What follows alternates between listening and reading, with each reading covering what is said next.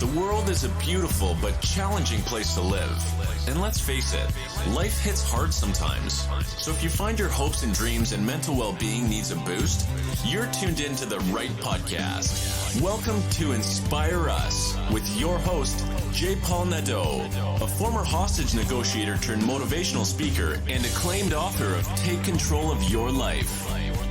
And now, here's your host, J. Paul Nadeau.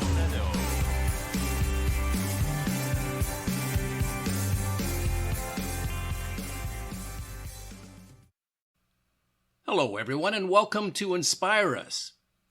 You know, struggling artists, I know a few of them, and I know that it's not an easy thing to be an artist and to make it in this world. It takes a lot of work. But what happens when you struggle also with a mental illness that takes you off the path of life, the one that you should be on, and puts you on a self-destructive one? That's what my next guest was actually faced with. He was derailed and was following a path that was not working out for him. It wasn't until a few circumstances in his life that he turned around and said, you know, I have got to take control of my life. I've got to get back on the right track and use my creative talent to send out a story. And that's exactly what he did. It's amazing once we make a choice how we can change the path of our life. And it is with great pleasure that I now introduce you to Maury Cheskes, the man who turned it around for himself. Hello, Maury, and welcome to Inspire Us. How's it going? How you doing? You know what? I'm doing all right. And I'm in Toronto, Canada right now. The weather is quite nice. It is October. I'm heading to Miami very shortly, so I'm doing fantastic. Where are you, Maury? I am also located in Toronto, Ontario, living on my own in Forest Hill. Oh, fantastic. All right. So, tell me a little bit about yourself, about your past and some of the struggles that you have experienced over the years. Sure. So I was always very inclined to be artistic, sports as well, but I think the arts were my go-to. So when I was a kid, I acted in a lot of plays. I had lead roles at camp and in school. And I also had my own comic book series that I illustrated and wrote based on one of my classmates. And I actually had a really big following. All my fellow classmates always wanted to read them, pass them around. So that was pretty cool. So when I was closer to my teens, that's when things did go downhill a bit. I was using a lot of drugs, drinking a lot, and also doing alone. And I think when you're alone with your thoughts, it can be really detrimental. And when I grew older, closer to my teens, things became a little hazy. They kind of went downhill.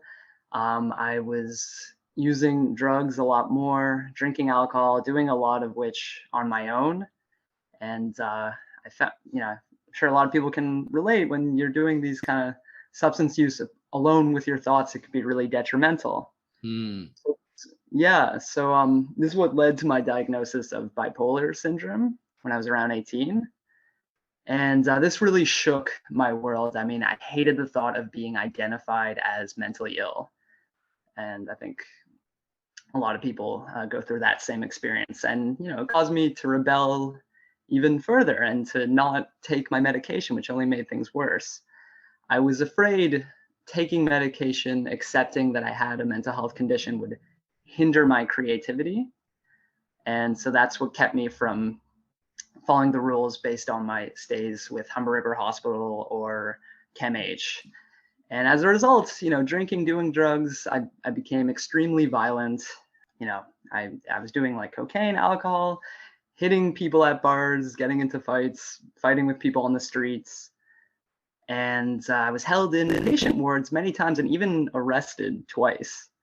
And sadly, when I was arrested, I stayed in a prison cell in a police department. And they had me lying down on this metal bench, extremely uncomfortable, and get an hour's sleep. So that was pretty brutal. And that's, that was kind of when a call to action kind of happened. I realized I really can't keep doing this. I got to make a big change in my life. And so 25 onward, I realized that, mental health issues don't have to negate your dreams or your creativity. On the contrary, having a mental health condition can stimulate creativity and be used as adversity. So I started to, exercise a lot more physically and mentally, doing sports, running, weightlifting, basketball, football, um, exercising my mind with Lumosity. If you don't know, it's this great program with cognitive games that are a lot of fun and they help your cognitive abilities. So that was cool. And so this led me to actually publish my first project, my first graphic novel. And it's called Flame. It's about this adrenaline junkie who rides a motorcycle, and he was also an ex-army veteran, and he takes down this drug cartel linked with a nuclear terrorist group. So it's pretty cool. And I felt especially nostalgic about this project because I wrote when I was a kid. Oh, wow. That's Yeah. so cool. You know what? Just for our listeners, Maury has sent me a few of the slates of his work, and it is awesome, really awesome. So that's fantastic. So this goes back to a story you started when you were a kid? That's right. Yeah, I mapped it all out when I was a kid, and presenting it on a bigger scale was so cool for me. And it's called Flame. You can find it on Amazon if you're interested. I'm going to put the links in the show notes, so people will easily be able to follow that. Absolutely. So thank you for that. Awesome. Yeah. So you know what? Before we go further, there's something I wanted to address with you, because you touched on something very, very important, Maury. You said that when you were diagnosed with a mental health condition, that it was something that made you feel so uncomfortable. And so consequently, you rebelled against that and didn't take the advice or the medication or whatever was prescribed to you. I think a lot of people deal with that. They don't see that having a mental health condition is no different. Well, it's different, but it's really no different than having like a physical condition in which you might have a difficult time. A lot of people suffer from a number of different diseases. Why is it that, and this is just a question that I'm going to ask all the listeners out here, and I'm not asking you particularly more, but why is it that we attach such a negative connotation to being diagnosed with a mental health condition? That's just a question. What I wanted to ask you as well is that from what you've told me in your early childhood and your teens, you started with the drugs, the alcohol, you became very violent, and you were living a life that was going to crash and burn you if you would have continued on that path. You found yourself in a police cell. I know what that's like because I was a former cop. I know the kind of cells that we put people in, and they are not comfortable. You cannot sleep well. So you talked about your pivot point, that point where you made a conscious decision to reclaim your life. When was that? Do you remember when it was? Was it in that jail cell? That was definitely a momentous, that was big. I remember that very well. I would say afterwards, once I started to take my medication more regularly, and I just, definitely that was the final straw, being arrested, that obviously I need to make a big life change.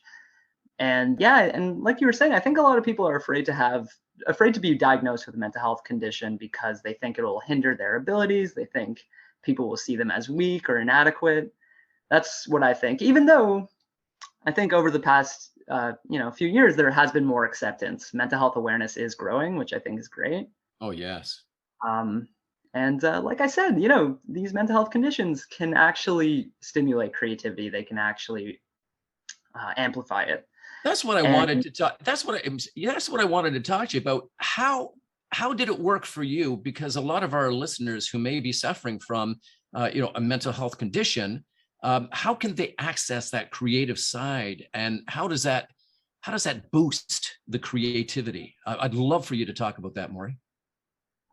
Yeah. So I mean, you look at the world differently when you have a mental health condition, and you probably have experienced things that not many other people have. And because of that perseverance, because you're fighting to live up to your expectations, be a quality person, even with your condition. It kind of gives you adversity and realizes that you have a lot of interesting things to share. And I think that's really cool. And so for me, I told you about Lumosity. That was a big thing for boosting up my brain cognitivity. And just constantly doing stuff. I'm always playing music. I'm still taking acting lessons. I had this gig in this Kate Blanchett miniseries, very short, but I'm this dude riding a bicycle. Way to go.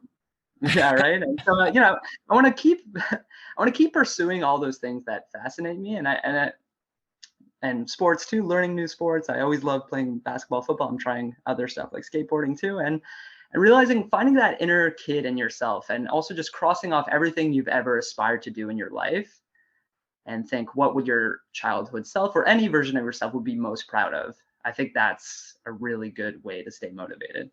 Oh, I want to touch on a couple of things that you said, because you're so right. As opposed to withdrawing when we feel lonely, depressed, because depression is depression's sole purpose is to make us feel bad about ourselves and to keep us immobilized and not to move forward with anything, because we have that fear. We have the fear of not being accepted by others. We have the fear of failure, whatever it is. Depression's job is to speak to you in your own voice and to tell you to stay where you are. I love that you fought that voice in yourself and that you went to your inner child and you started to be so explorative. You started to explore different games, different things that you could do. You tapped again into that creativity that you had since a child. And that's amazing. And I think anybody listening to this podcast who may be feeling like they are trapped and that they can't move forward, Maury is such a wonderful example of how that can be done. Tell our listeners, Maury, what they should be thinking and how they can change their mindset to do what it is that you have been doing. Yeah, great question. I mean, so reaching out is so key, especially, given the pandemic. There's been, a huge increase in mental health and substance use challenges for a lot of people. So reaching out, I mean, places like CAMH, and I fundraise for CAMH. I represent them. They used to have 350 virtual visits for patients per month, and they boost that up to over 6,500. So they have a lot of good doctors, caseworkers that you can reach out to, and being honest and telling someone what you're feeling is so key. And then in terms of just how to have inspiration, if you're going through a really difficult time with mental health, find out what's unique about yourself, what sets you apart from everyone else, and recognizing your awesome gifts. It's so key for motivation. And like I said earlier, finding that inner kid in yourself, it's huge. No, Maury, I really, really appreciate what you just said. And I know that it's going to help a lot of listeners out there who may be suffering at this time. And you're right, there are so many people that we can reach out to, and you're not alone. Nobody is alone. We were not born into pods like the Matrix. I love the Matrix movies, but we weren't born into these pods. We were born into a loving family, hopefully, but a caregiver. And we were dependent on that person, on those people, until such time as we became interdependent and dependent on ourselves. But for anyone who is in a state of mind which they're suffering from self-sabotage or depression, as Maury says, it's good to reach out to someone. It's good to be vulnerable. Like Maury is sharing his personal story, and he's a beautiful example of being vulnerable. And vulnerability is not the dark emotion that so many people attach to it. So many people attach regret, sorrow, loss, and sadness and shame to being vulnerable, but it's not. It is a gateway that connects people. Like Maury and I are talking about this, and we're having a conversation that all of you can benefit from. It is a gateway. Vulnerability is a gateway to love, acceptance, and friendship. Really like what you said there, Maury. Thanks so much. It was awesome chatting with you. Thank you so much. You know what? I truly enjoyed our conversation here today. And Maury, before I let you go, because you have been an inspiration here to our listeners today, are there a couple of different ideas that you can share with them, your personal struggle from being bipolar to actually taking control of your life. What advice would you give our listeners as we close out this podcast? Keep moving forward is a big one. Realizing, this too shall pass. If you're in a really huge rut, it doesn't last forever. And having that tenacity to keep going is so amazing. And, setting the bar high for yourself, but also appreciating your skills and what's unique about you and all the good stuff that has happened in your life, because, it will repeat itself if you continue to keep moving forward, and no mental health condition should get in the way of that. I like it. I like it very much. So once again, let's just talk your graphic novel, because I've seen a few of the slates, as I said, they look so freaking amazing. The title of it again? It is called Flame. You will find it on Amazon. Like I said, story I wrote when I was a kid. And just to let you know, next project. So this one I felt like is a good one to start with. But if you're interested, I can let you know a bit about the next one. Would you like to hear that? Absolutely. Yeah. Awesome. Yeah. So my next project, it's called Dinoman. It's about this scientist who finds DNA extracts of dinosaurs. Has been traveling all around the world, and he thinks it can improve human genetics, give us a better sense of smell, eyesight, physical capabilities. So he has this demonstration showing off all his research, and it goes horribly wrong. He becomes this half mutated dinosaur, half man. But I'm actually illustrating this one as well for the first time, so I'm really excited about that project, and I hope you check it out once I release it. Dinoman. I love the label that you're giving it, Dinoman. Now, you don't have to give this away because this is your personal secret, but is Dinoman somebody that we're going to like or somebody that we're not going to like? He's a bit of an anti-hero, but I think overall you will like him. I think his good qualities outweigh his bad qualities in the end, I would say. But awesome. Okay. Yeah. That's fantastic. Maury, I want to thank you so much for coming on the show here today and to sharing your personal story and your triumphs. And again, to anyone who's listening out there, Maury is an example of how we can overcome anything that is sent our way, providing we take the action necessary to do it. It's not enough to want to do something. If you have this thought that I want to be someplace or do something, but you don't take the action, you'll remain exactly where you are. Nothing changes if nothing changes. Maury is an example of how he came to a place in his life where he said, nope, I don't want to continue on this path. I want to live a fulfilled life.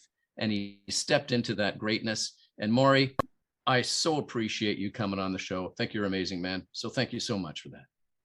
Thank you, sir. Pleasure chatting with you. You as well.